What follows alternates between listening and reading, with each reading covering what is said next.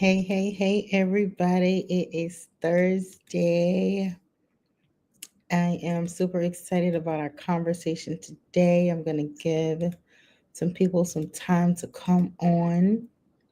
But in the meantime, in between time, y'all can connect with me on Instagram, Facebook, LinkedIn, and YouTube at Lady Erin Love.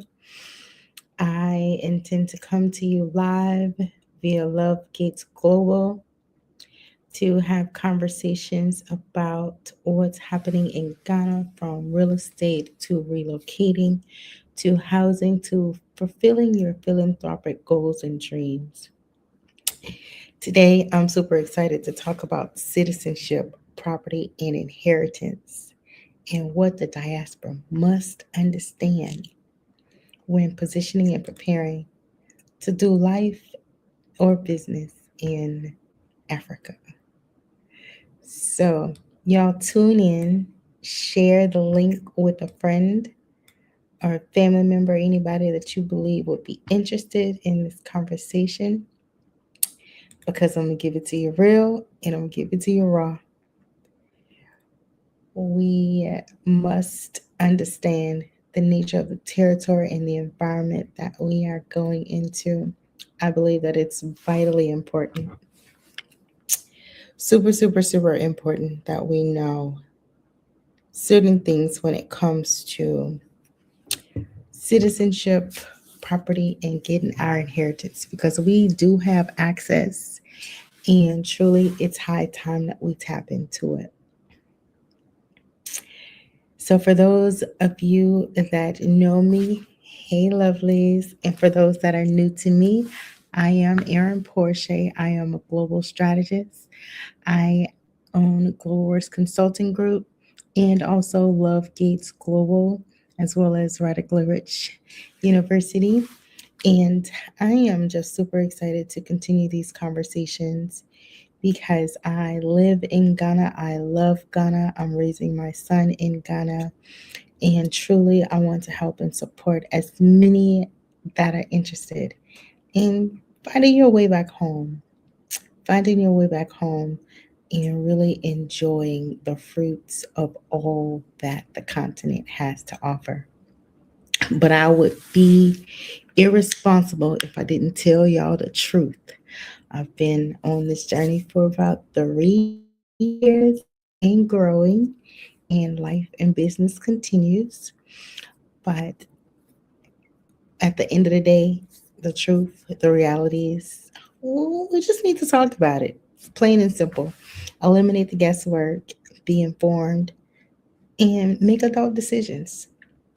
So, there's been lots of conversation about citizenship. And what we know is that citizenship is not asset protection, it is access. And it's not about an emotional return or legal security. I don't wish what some of the things that I've seen and experienced on anybody. And so this is not about hype. It's really about structure, helping you all be informed, and protecting your assets, protecting your interest, right? Because coming from America, coming to Africa or any other country, there's culture and there are things that just go with the environment. And until you live it, until you experience it, there are things that we can prepare for. And then there are some things that, hey, people like me, it's just going to put it out there so that you know, so that you are aware.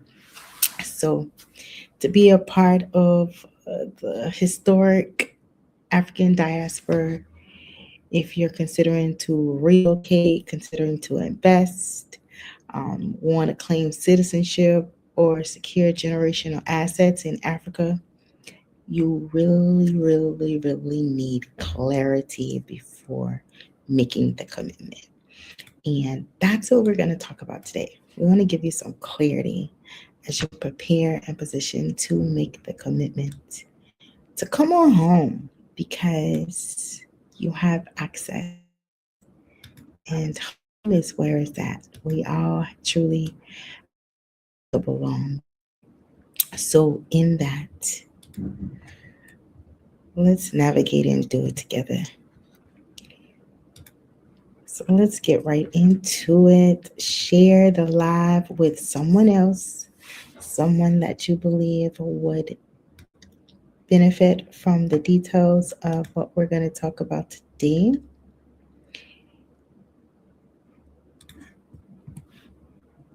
And let's get into it. So, as I have mentioned, I'm living in Ghana and it is home. There is so much here that we love, so many things that we need, and this environment has just been healing. And I lack no good thing, nothing that I need. And so that's why I'm truly an advocate for helping people who are interested come here and fulfill whatever it is that they desire, be it citizenship, be it housing, be it, temporary rental, or having experiences. There's just so much to see. What I love is the walls here are absolutely beautiful, and the grounding that I experience, I've just not had it any place else. Um, so we're going to talk about the citizenship. So many people have truly expressed interest in citizenship, and I gratefully, grace of God, was able to get citizenship within being in Ghana for a year, and truly it was extended and offered to me as, hey, you want to get on the list? We're granting diasporan citizenship. If you're interested, just send your information over. That was the previous administration, and truly grateful to be among the thousands that have gotten citizenship under the previous administration. It's truly a new day and a new time, and I want to talk about this or that because citizenship is truly a blessing. It is a pathway, and it's a commitment. But there are two different ways to acquire citizenship. And we're going to have a real conversation about Ghanaian citizenship today because the two pathways, the two commitments, it's very, very, very different depths and levels of investment. And the first way is naturalization. With naturalization, it's the traditional legal route of getting Ghanaian citizenship. And it actually requires 5 or more years of continuous legal residency in Ghana. That means you must maintain a valid residence permit and renew it annually. Invest and pay the fee to renew it annually for 5 years. Okay. We're talking naturalization, which is the, put my phone on silent, the legal route of becoming a Ghanaian citizenship.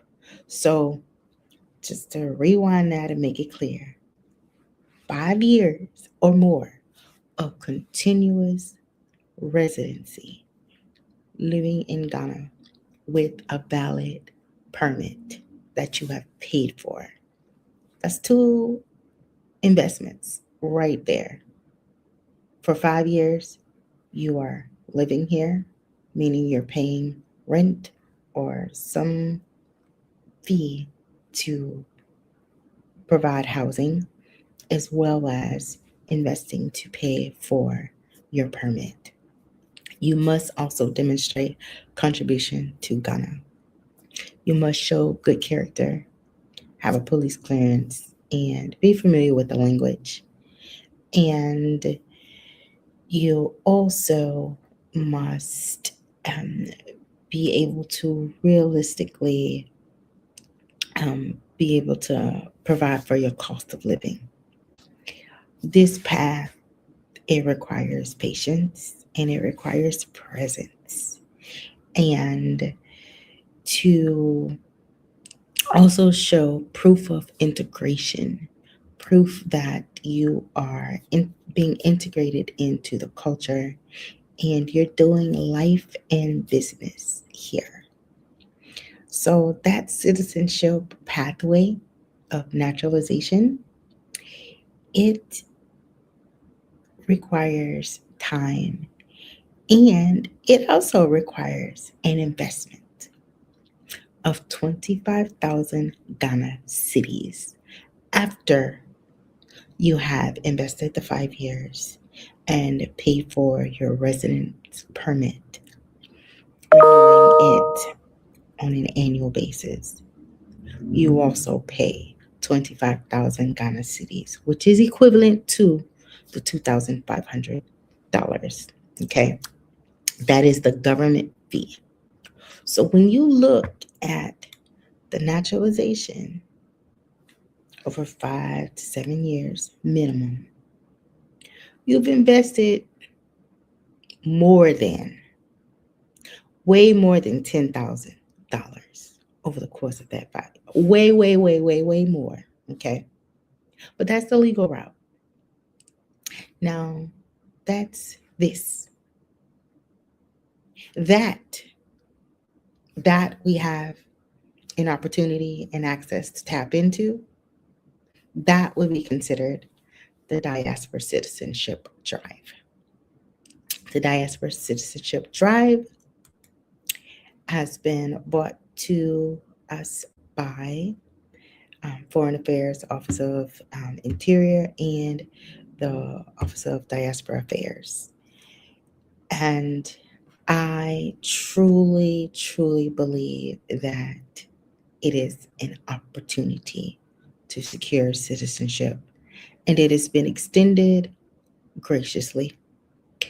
And it is an honor to be extended to us through that method, through that pathway. Both require documentation. And with the citizenship drive, it is designated as a pathway for historic African diasporans. And it does come with an investment. With documentation, you travel here to Ghana, you do your paperwork. You would also need to show proof of residency, so you have a residence permit. And truly, you would need to follow the online process of supplying the documentation. Once you've done the documentation, you are reviewed, vetted, and approved. You pay the fee of 25,000 Ghana cedis, and you attend the ceremony. This is truly an accelerated version of naturalization. And the investment is the exact same financially for the naturalization process. The difference here is timing.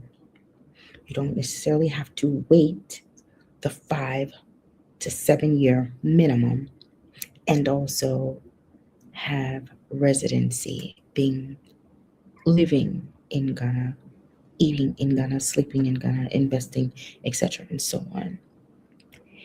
The citizenship drive pathway, I don't see a problem where we have been asked to pay $2,500. When I got citizenship back in 2024, we paid for our documentation. We paid fees. And those fees, I could say, probably averaged, when I looked at all of the paperwork I had to pay for, all of the registrations and the travel, the transport, the letters that had to be done, etc., and so on. I paid at least 1,500. Guys, if you're serious, both pathways are serious, okay?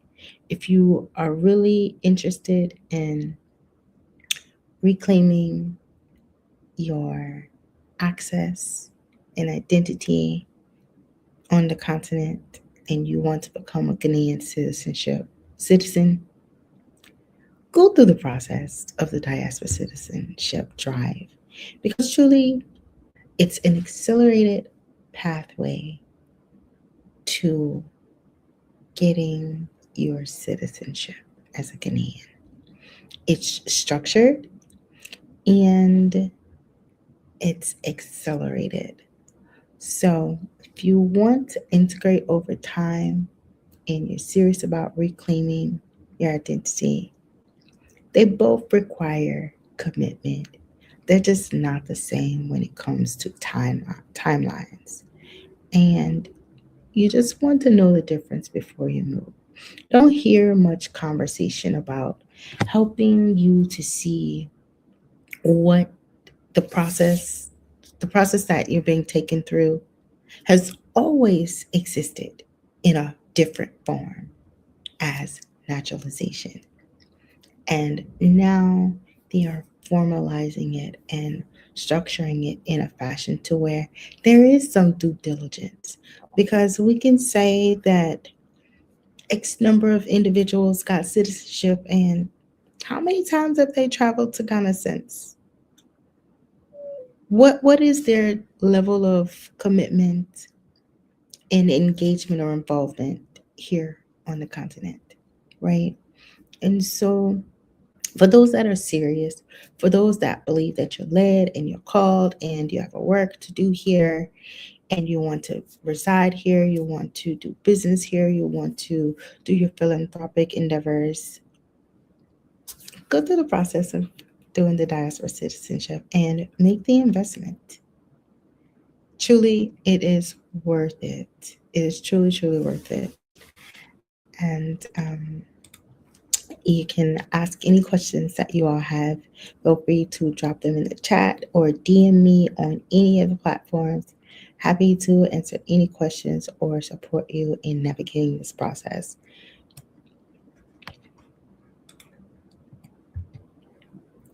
So, citizenship, it gives you identity and belonging, and it also gives you dual citizenship flexibility. It also gives you access to land flexibility. What it doesn't give you is status, and there is no guarantee or protection. You need to understand the distinction between the difference here.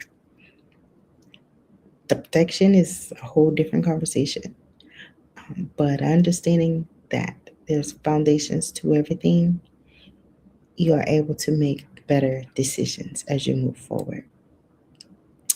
As I said in my last conversation, a passport does not replace the due diligence, and it does give you access, but certainly you must. It is important you must do your due diligence and understand the nature of the environment that you are positioning and preparing yourself um, to tap into. And so we're going to go in a bit deeper about how you can prevent and protect your assets and yourself when you are coming to Ghana and choosing to do life and business here. And I like to talk about the good, the bad, and the ugly, okay? We get things very clear around here so that there are no losses and that we can be a healthy, happy community and enjoy all aspects of what the villages have to offer, because truly it's a beautiful place and space, and we are all beautiful people. We are all God's children, and He loves us, and we all need each other. So when it comes to real estate and business and cultural integration, um, diaspora investors, we really face some challenges, and there are some things that we can prevent. And so, in that, I want to break down some of the issues and the challenges that we experience and help you understand where to take a closer look and where to do your due diligence as you prepare to engage. There's real estate exploitation, and with that, there's just a number of areas that have been unregulated or they are working to now regulate from the developer side with the titles misrepresentation um, and also lack of utilization of escrow. Ewell's Realty has an escrow service and solution, and I highly recommend taking advantage of such because it protects all parties involved and protects your interest in your assets and your investments. There's a lot of abandoned buildings, and people have lost millions, not thousands. People have lost millions.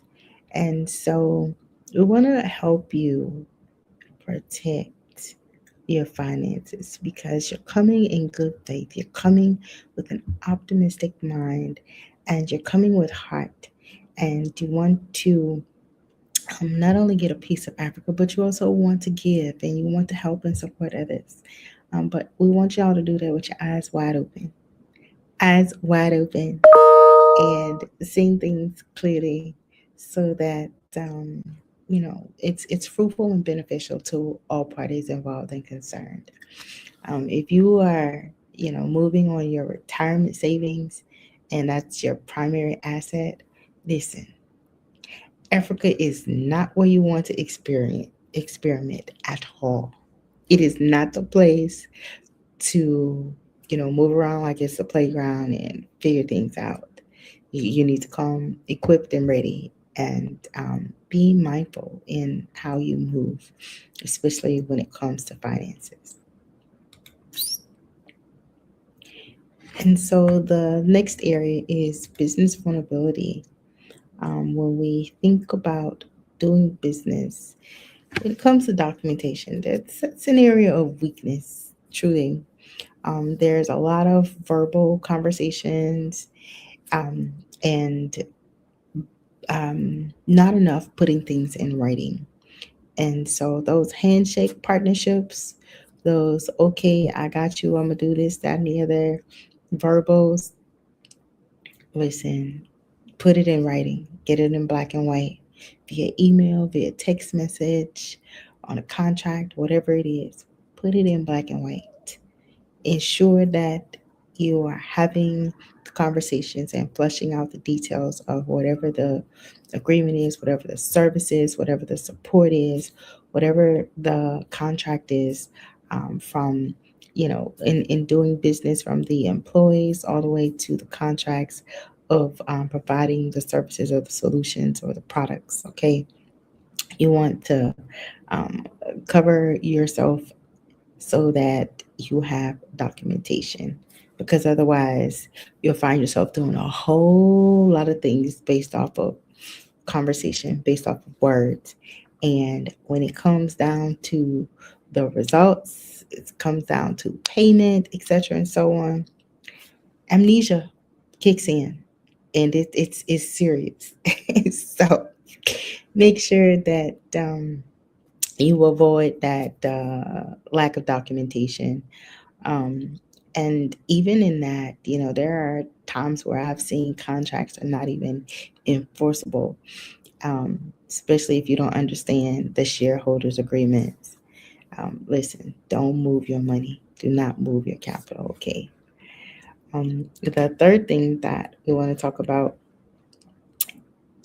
is the rising cost. Things are going up everywhere, and they're going up for locals, for the diasporas, and in the rental market. And those prices are increasing. They're primarily increasing because we are breaking the dollar. And it blows my mind when we compare the dollar to the value that has been placed on things here. When we do that, we really put ourselves in a trick bag, because when you make that comparison, the value now increases, and they're like, oh, wow, I can charge more, and it's now marked up. And now you're actually paying what you pay for something in the US 2 and 3 times more what you would actually pay here, because the response pretty much increased the value. I mean, we see that definitely in the real estate market, where the prices have went up, the value has increased, and it's primarily because of how we have responded to those things in the market. And yeah, we just got to do a better job in our communication and our responses, and really understanding value placement, because this ain't that. And at the end of the day, the way things are done, or how things were built or designed in America versus things being done and built and designed here on the continent, the value placement is different. So that comparison, it can work in your favor, or it can also work against us. And we're seeing many, many, many cases where it is conflicting, because when you think about towels, something as simple as a washcloth, they're very expensive here, but you can pay $1 or two or $10, for quality washcloths. And the value placement here, it's much more expensive, because the utilization and the interest is not the same. It's not equivalent. We use sponges here. So again, that comparison, we're seeing the rising of cost, because we're contributing to that. We are truly, truly, truly contributing to that. So expect things to be considered expensive. There's been some misalignment with the citizenship, and listen, I hear everybody. I hear how y'all seeing it. I hear how y'all feeling it. And at the end of the day, an investment is required anywhere you go. An investment of your presence, an investment of your finances, an investment of your skills, your experience.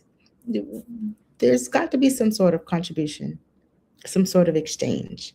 So, with that, listen, symbolic citizenship without economic structure, benefit optics is not always citizenship. And so when it's just citizenship pursued alone, without the legal or the financial structure and preparations, the result is exposure and not empowerment. And that does not benefit the country, that does not benefit the economy. And so the investment that has been put forth, it's intentional and it's important. It's important to contribute to the whole of all things that contribute to the advancement of economic development. So the final one that I want to talk about is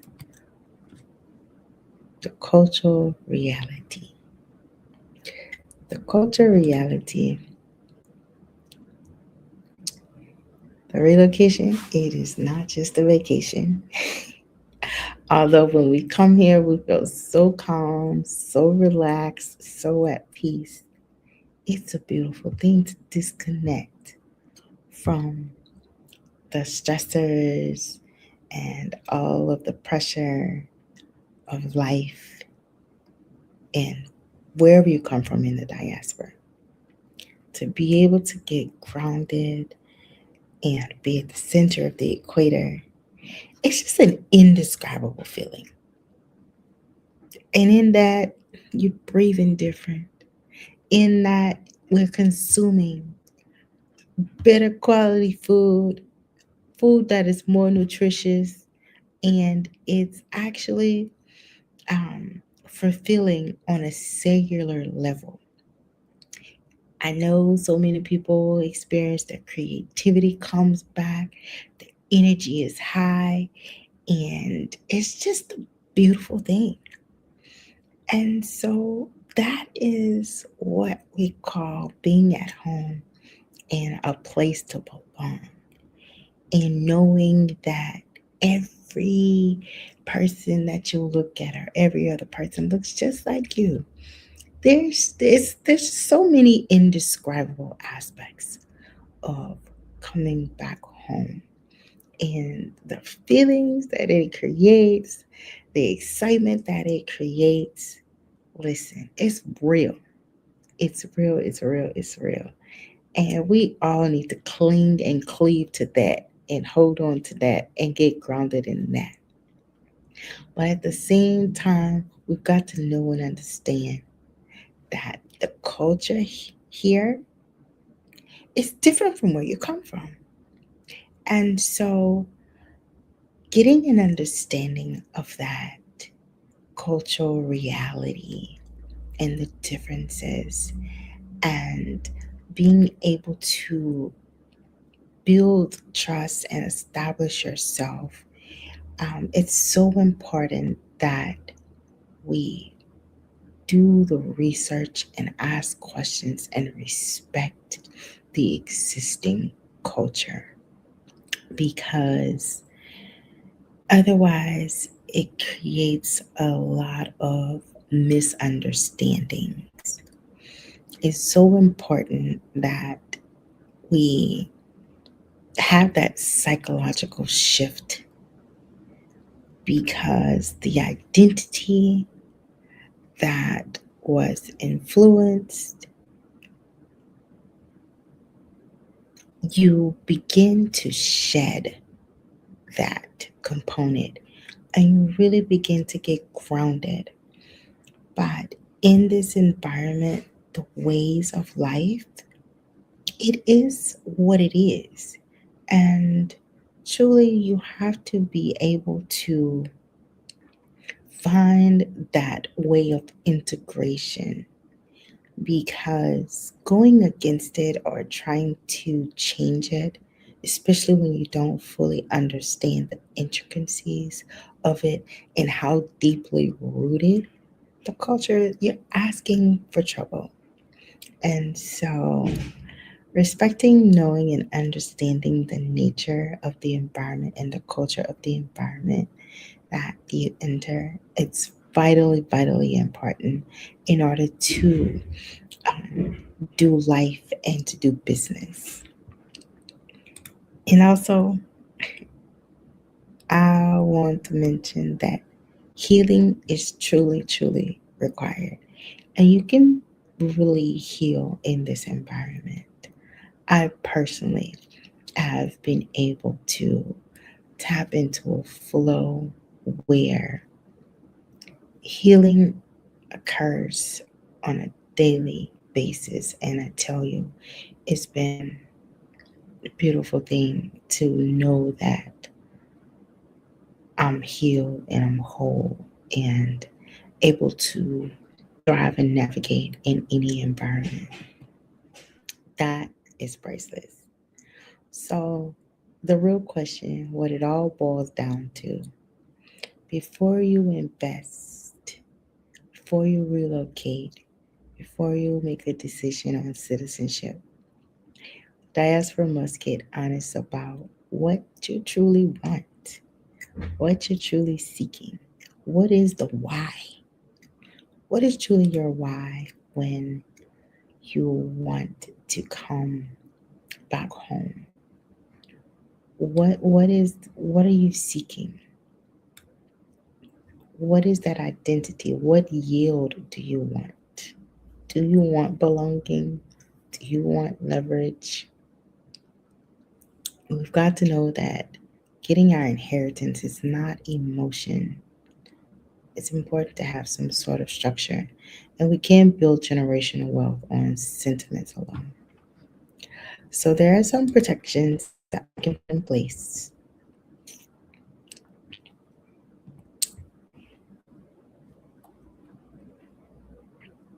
There are some things that also must change. And while we're looking at those protections, being informed and being an advocate and also communicating some of those reforms that we want to see, we've got to talk about it, got to put it out there and help them understand. We need a collective when it comes to the diaspora. We want to see some escrow required real estate policies to protect our assets that we invest in. We want to have some verified developer registry. And when it comes to the enforcement of land registry, there needs to be some sort of transparency. Creating some cultural integration programs to help us to learn what that looks like, it'll help everybody. It'll actually bring some peace and some common ground among all. And investor education before relocation. I believe these 6 things can really support reform. And so when we talk about the protective things and measures that we can put in place before you invest $1, 1 peso, 1 city, there are some things that you want to do, and that's your due diligence. When it comes to real estate, when it comes to securing your assets, when it comes to investing, when it comes to buying land, renting, any aspect, especially if you're not navigating on a platform like Airbnb or even booking.com, Virgo. There's many out there. You want to make sure that you verify and you confirm who you're dealing with. They should have no problem sharing a driver's license or a Ghana card, um, proof of identity, providing you with their office information, where they're located. Anyone who is moving with integrity, anyone that wants to build trust, they have no problem identifying themselves. Uh, Picking up the phone, answering the phone calls, doing video calls. These are ways that you can, one, verify who you're engaging with and dealing with. And I always say referrals are the best compliment. People can make referrals and, help connect you with someone that they've had experience with. That's someone that they know, they like, and they trust. So ask for referrals, inquire, and ask people that if they can refer you to somebody to support you in whatever the need is. But ultimately, we want to verify the titles at Lands Commission. You want to leverage and utilize the escrow services. Get you a licensed broker, okay? Give me a call, send me a message.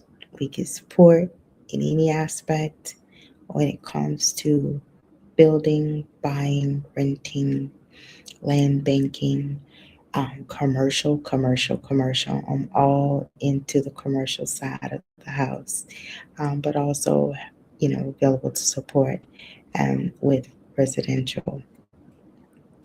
Make sure that you utilize the inspector supports and have legal counsel. There's building inspectors of Ghana that is doing a phenomenal job out here. Um, Use WhatsApp but never provide any codes on WhatsApp. And understanding the difference between the types of land, that is very, very important because there's so much litigation. Um, I'll do another conversation and webinar about the leaseholds and also the freeholds. But don't rush. Take your time. Take your time. Take your time, because truly things move at a different pace around these parts. So take your time. I'm sharing these things because people are coming. People are coming back home. People are excited and people want to come back home. And you can come back home with ease. You can come back home and really enjoy every aspect of the journey of coming back home. As long as you position yourself to work with people of integrity and people that you can trust. This is lived experience. I am truly living proof of things that I've experienced. And so I'm coming to you out of a spirit of protection, to ensure that you know what to look for and how to move. And so, again, as I mentioned, we are Love Gates community, Love Gates Global, and we want to help you understand the nature of the environment. It's about structured access. So, with that, you can connect with us. You can reach out to us on any of the social media platforms to provide any type of support with your transition. Um, we are available um, to help with investment, with the relocation, with land verification, even with the citizenship. We can give you advice on, how you can collect your documentation and, provide any guidance connecting you with the Office of Diaspora Affairs and also Interior. Whatever the need is, feel free to ask questions, ask questions, ask questions. It's important that you get those questions answered and, be able to make decisions off of that, moving with structure. We know that our Father is rich in houses and land, but getting our inheritance, it really, really requires wisdom. So, with that, stop buying and moving based off of emotion. We know that it's exciting. We know that it's new, but certainly do your due diligence. And if you need clarity on which path fits your situation, just reach out, schedule a consultation. My Calendly is open. You can connect with me on Linktree. It's Linktree at Lady Erin Love. And we can have a conversation to support whatever the need may be. Again, I'll be coming to you live each Thursday to give you some insights on what's happening in Ghana, where the opportunities lie, where you can build, where you can come home, where you can experience Ghana. There's so many tourism sites and encounters that you all can have here, and it's home. So let me know when you're coming. I'll welcome you with open arms, and we can certainly do more together. Until next time, connect with me on Linktree, book a call or consult, and we can grow from there. Y'all take care. Bye.